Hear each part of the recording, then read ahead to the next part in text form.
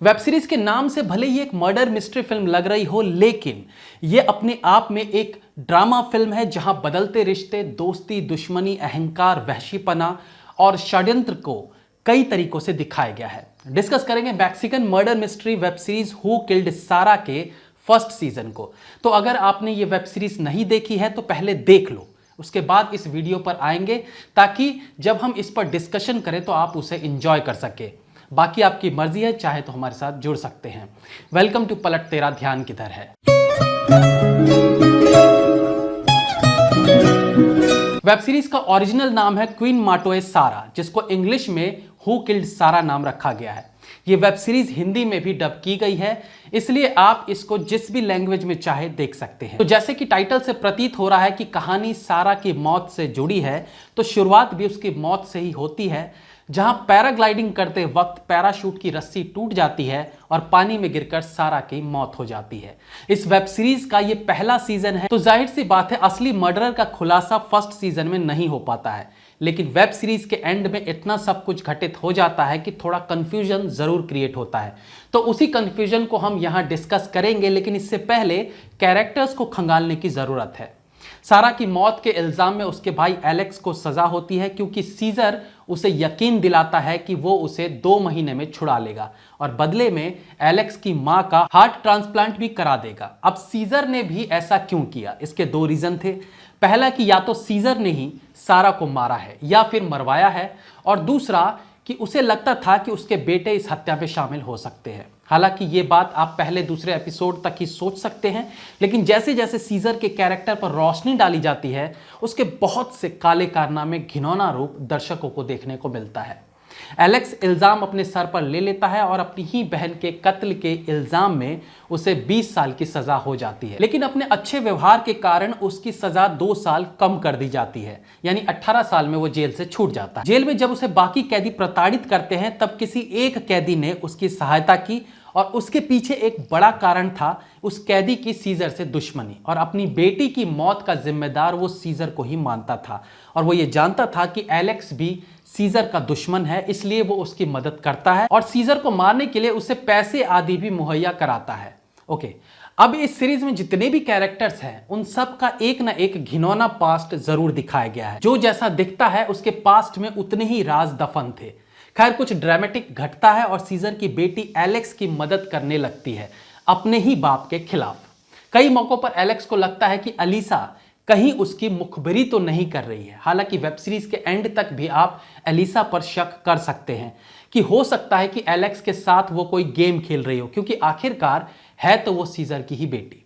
Scissor की wife Mariana एक ऐसा कैरेक्टर था जो लास्ट के कुछ एपिसोड्स में निखर कर आती है और अचानक से असली कल्प्रिट बनकर उभरती है। अभी तक जो कुछ पूरे सीजन में दिखाया गया उसमें मरियाना को जुर्म करते दिखाया नहीं गया है, लेकिन लास्ट के 2 एपिसोड में उसका काला सच भी देखने को मिलता है। मरियाना के साथ साथ आखिर के कुछ एपिसोड्स में जो एक और खास व्यक्ति लाइट में आता है, यानी एलोरी, जो कैसीनो का मैनेजर भी है और सारा की मौत के वक्त यानी 18 साल पहले वो भी वहां पर मौजूद था, और उसका पास्ट भी कई बार ऐसी दस्तक देता है जो उसके खूनी होने की तरफ इशारा करता है।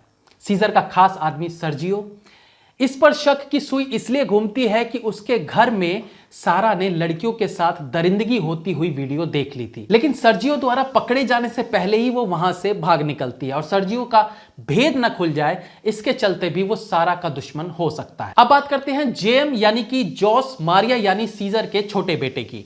शुरुआत से ही ये कैरेक्टर एलेक्स के वेलविशर के रूप में दिखाई पड़ा।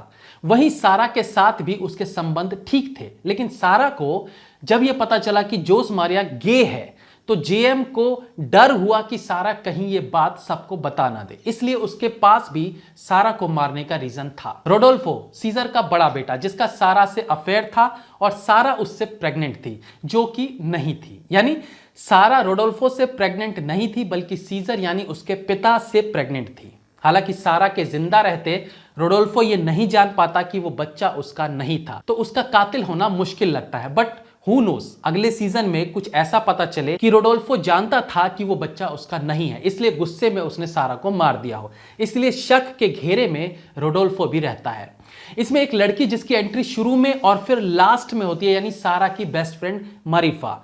ये एक ऐसा कैरेक्टर है जो लास्ट के सीन्स में आकर कंफ्यूज कर देती है। फर्स्ट सीजन के लास्ट एपिसोड खत्म होते होते तक कई सवाल जहन में आते हैं।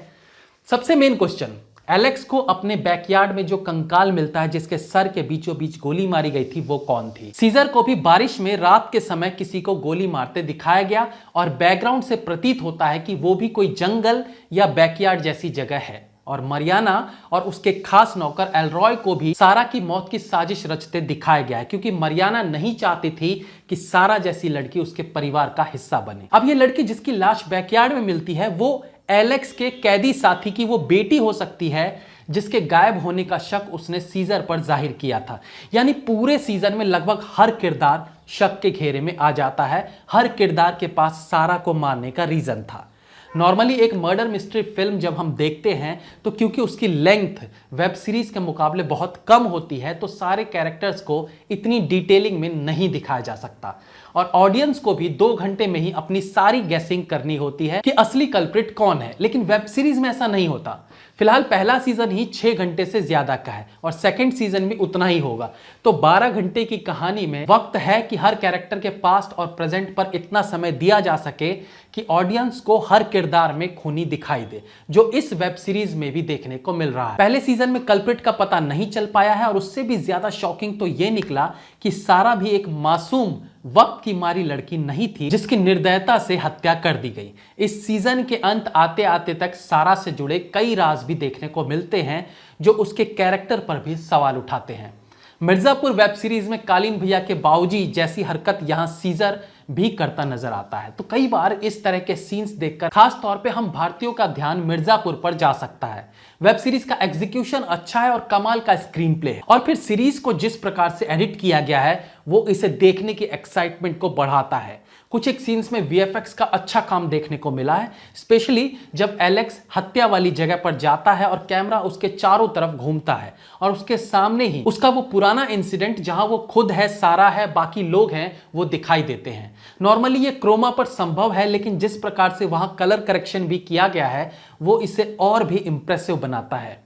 एक आम सी मर्डर मिस्ट्री के पीछे इतना सब कुछ षड्यंत्र चलता रहता है और उस पूरे षड्यंत्र को जिस तरीके से दिखाया गया है वो आपको पसंद आ सकता है। एक कैरेक्टर के पहले दूसरे सीन के बाद आप उसके बारे में एक धारणा बना लेंगे, लेकिन जैसे जैसे उस किरदार की तह में दिखाया जाना शुरू होता है आपकी धारणा बदलती चली जाएगी और यह बदलता परसेप्शन ही सभी किरदारों को शक के घेरे में लाता है। फर्स्ट सीजन के खत्म होते होते तक कई सारे सवाल जहन में आते हैं, लेकिन या तो खुद डिटेक्टिव बनकर उन सवालों के जवाब आप ढूंढिए जो कि गलत हो सकते हैं, क्योंकि जो आप सोच रहे होंगे वो फिल्म मेकर पहले से सोचे बैठे होंगे, तो अगले सीजन में वो नहीं चाहेंगे कि आपकी सोच सही निकले। तो बजाय ज्यादा दिमाग खर्च करने के इंतजार करते हैं सेकंड सीजन का। हाँ, अगर इसी सीजन में कहानी खत्म हो जाती तो एंडिंग डिस्कस करने वाला ड्रामा हम कर सकते थे, लेकिन पिक्चर तो अभी बाकी है मेरे दोस्त। Have a nice day.